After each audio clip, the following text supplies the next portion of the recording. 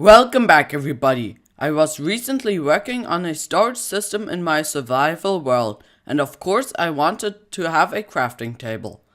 But I couldn't work out a good design integrating a crafting table. Because of that, I wanted to hide it, and today I'm going to show off what I've come up with in the pursuit of that goal. First, we have the simplest solution, which uses the bottom texture of the crafting table, which is the same as a oak wood plank, to hide it in a roof made of these blocks.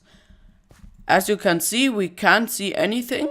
I would just recognize this as a normal oak wood plank, but if we right click on the normal oak wood plank in the middle, we can see in actuality it's a crafting table which we can use to craft our stuff. Now we're coming into the redstone part, and starting we have the most commonly used design, which changes a floor block into a crafting table at the press of a button. This is very easy to build and can be used almost anywhere. By the way, the tutorials for the solutions will be at the end of the video. Next up, we have another simple solution, which is hidden inside a staircase and just retracts a stair block in order to grant access to the crafting table. The lever connected right here can be used to control the sticky piston that retracts the block and is directly hooked up to the sticky piston with a torch.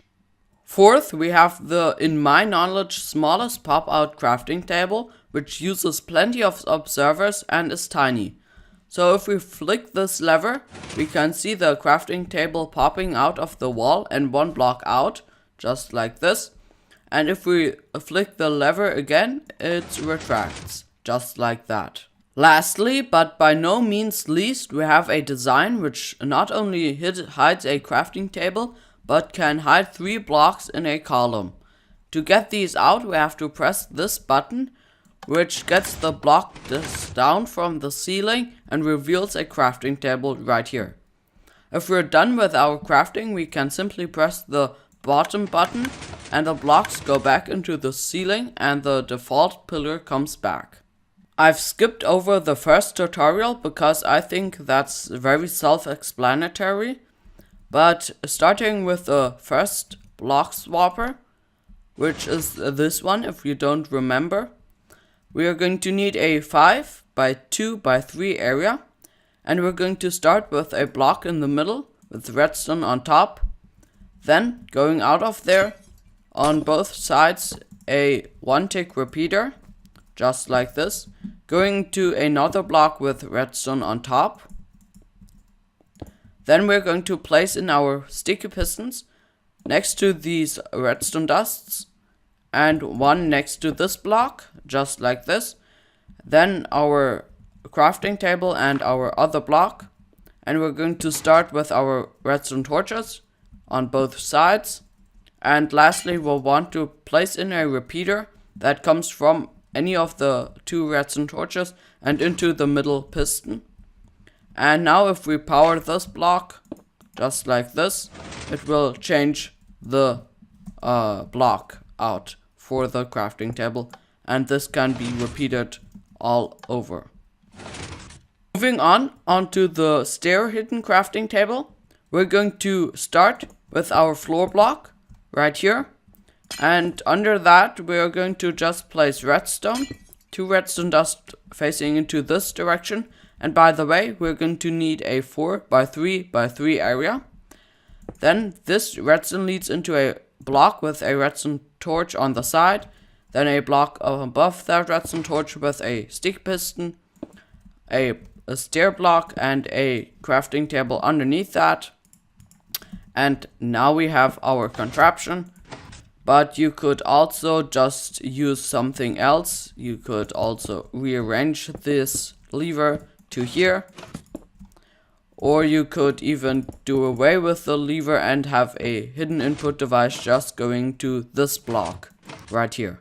Next up, we have the pop-out hidden crafting table, for which we are going to need a 4 by 2 by 3 area, and we're going to start with the sticky pistons So place a sticky piston right here, which is going to have your wall block. Then place in 2 sticky pistons, which are going to act as the double piston extender back here. Then we want to power this sticky piston with a redstone torch on a block with redstone on top, which is going to power this sticky piston once it's in position. Next up, we're going to place in 2 observers facing into the direction of this sticky piston with a wall block.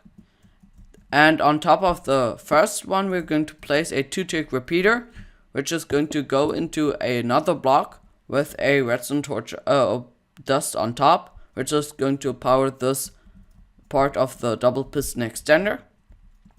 Then we want to also place another observer going from here and into here, which is going to just update these observers.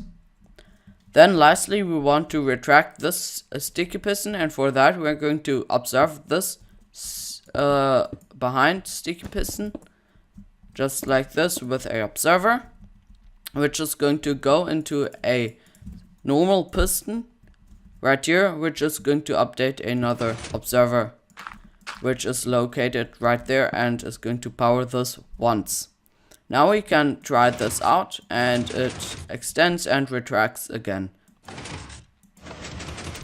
So for the Palouse Whopper, we're going to need a 3x1x15 area, and our platform is going to be on the 6th block, and our roof is going to be on the 10th.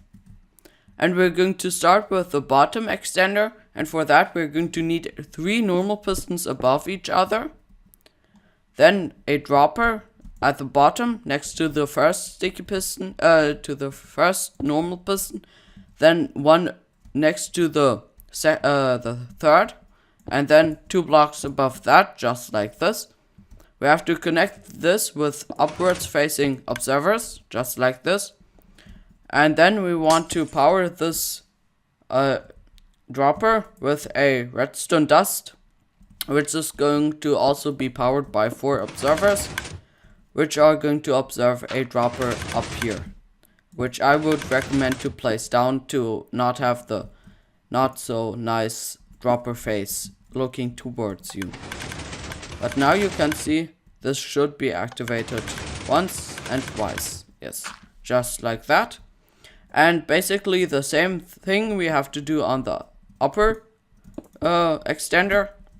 So 3 droppers, just like this, connected with observers, but this time facing down, just like this. And then again 3 pistons and 4 observers, like this, with a redstone dust powering this dropper. And lastly another dropper, just like this, with a button. And now we can place in our pillars, just like this. We want to take out the upper 3 pistons, place in our first pillar, just like this. I would go with something like this because that really does fit. And then we want to place in the rest of our pillar, just like this. And now if we press the upper button, the crafting table will get pushed down, and right here it will get pushed up again. So I really hope you have found something you want to build in this list of hidden crafting tables. And if you did, make sure to let me know with a like or comment. But anyway, that's it for this video, and I hope to see you all in the next one.